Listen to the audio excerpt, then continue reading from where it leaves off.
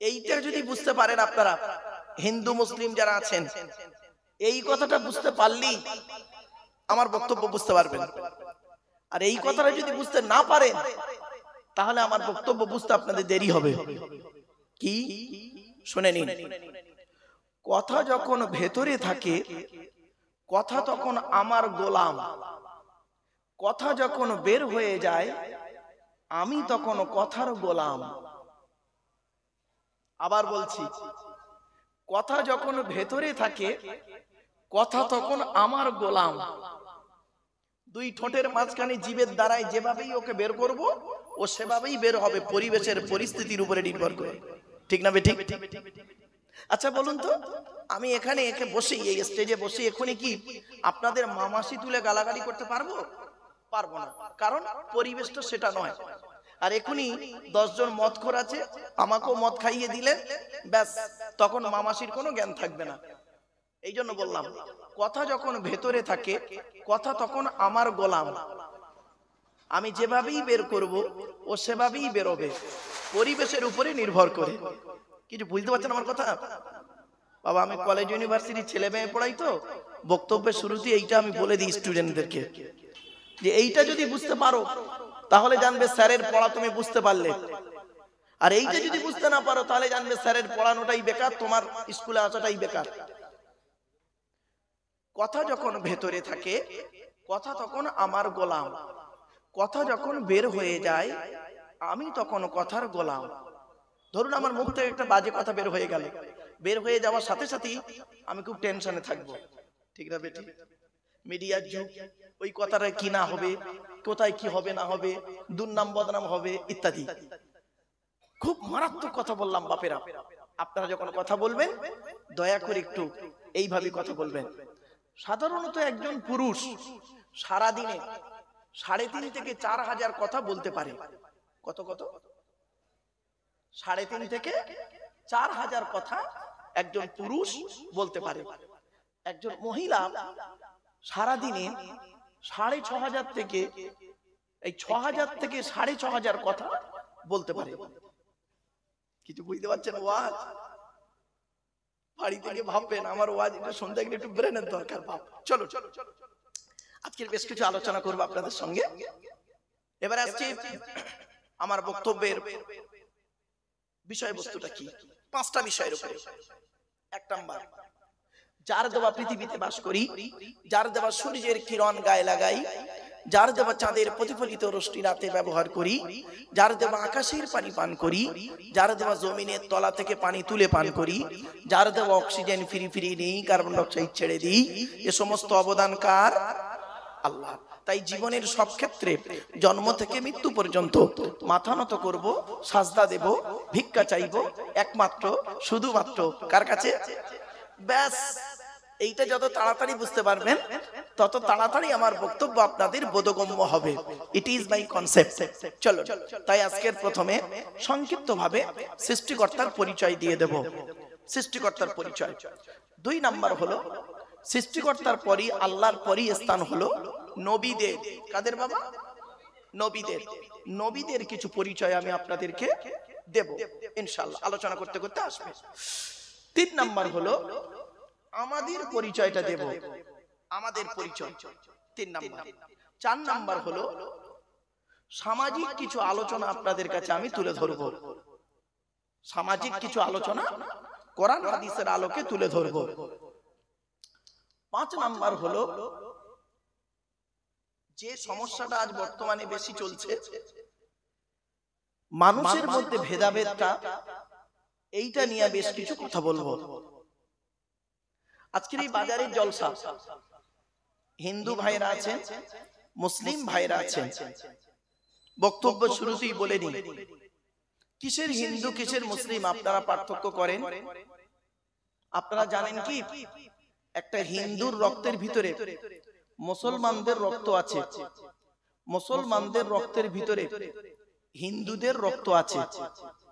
প্রমাণটা কি? আপনাদের এলাকায় ব্লাড ডোনেশন ক্যাম্প হয়, রক্তদান শিবির, ব্লাড যখন নেওয়া হয় তখন বলা হয় নাকি, এই ও হিন্দু, ওর রক্ত আলাদা কর, ও মুসলিম ওর রক্ত আলাদা কর, বলে নাকি?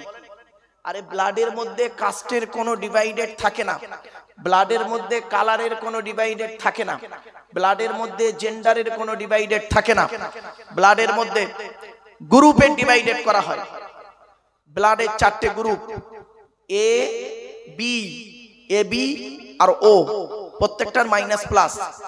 একটা হিন্দুর রক্তের ভিতরে 3টে জিনিস পাওয়া যায়, লোহিত কণিকা, শ্বেত কণিকা, অনুচক্রিকা, as a same no difference.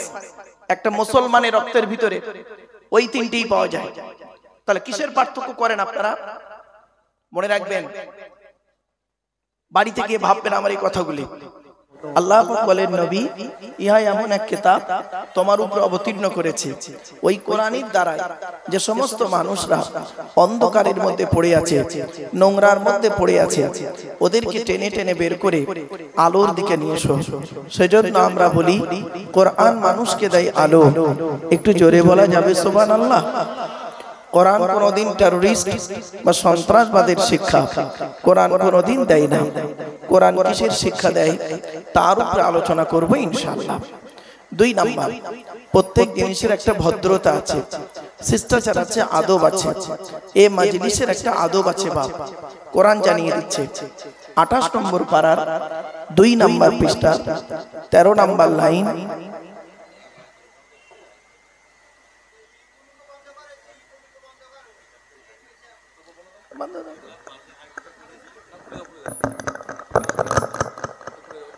Hello hello hello hello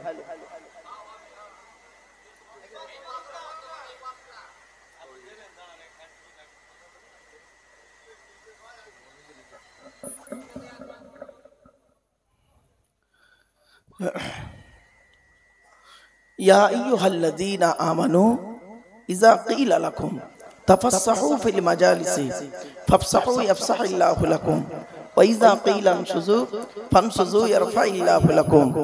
এর বাংলা অর্থ হচ্ছে, আল্লাহ পাক বলেন, হে ঈমানদার বান্দাগণ, মজলিসের ভিতরে যখন ফাঁকা জায়গায় তোমাকে পূরণ করতে বলা হবে, তখন তুমি সামনের ফাঁকা জায়গাটা পূরণ করে দেবে।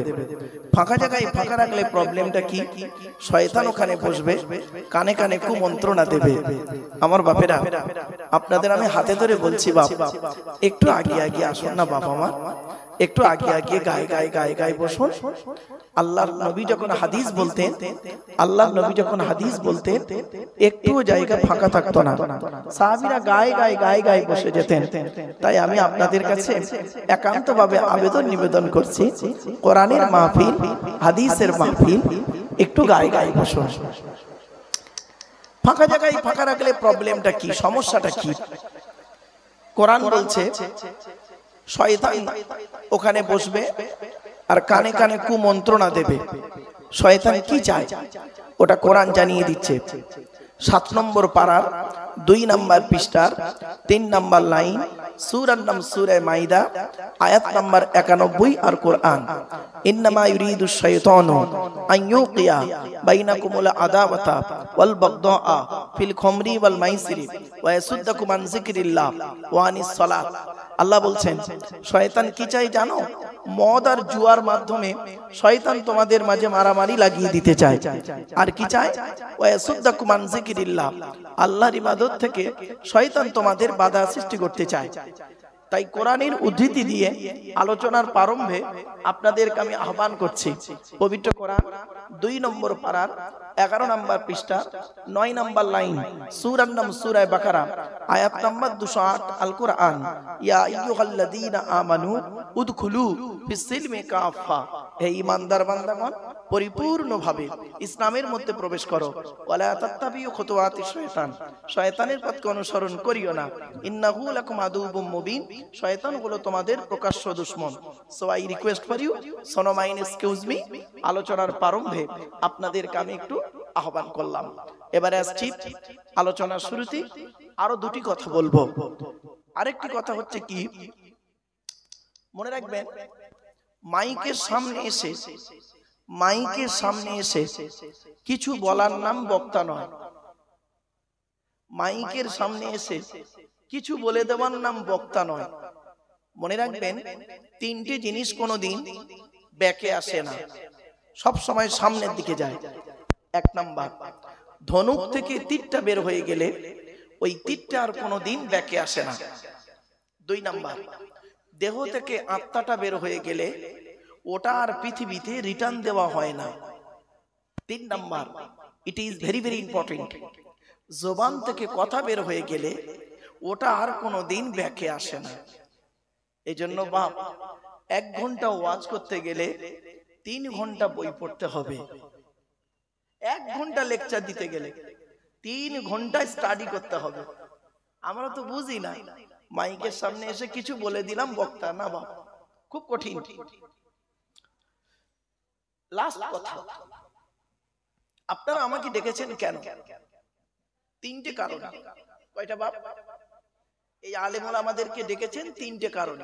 1 নাম্বার, অজানাকে জানা। কি বললাম বাপ?